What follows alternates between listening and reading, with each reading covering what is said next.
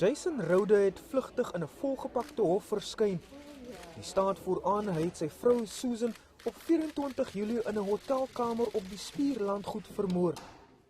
Haar lijk is in die badkamer gekry en daar is aanvanklik gedink sy het selfmoord gepleeg. Die ondersoek het egter na 'n moordsaak verander na die nadoodse ondersoek gewys het sy is verwrig. Die staat het nie die aansoek om borgtog teengestaan nie, maar dit is op 'n beduidende bedrag vasgestel. Rode moet ook in die Weskaap bly tot sy volgende hofverskyning.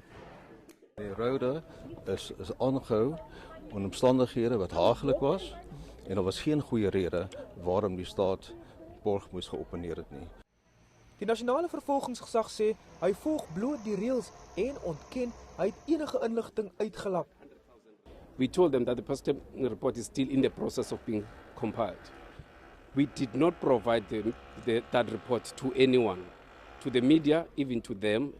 And secondly, as I've mentioned earlier, and I'm mentioning again, the defense at this stage, bail application stage, is not entitled to any information, whether it's in the docket or it's an information that's within the investigating officers. They are not entitled to any information. Die saak is uitgestel tot 23 September. Percy Boyang, Stellenbosch.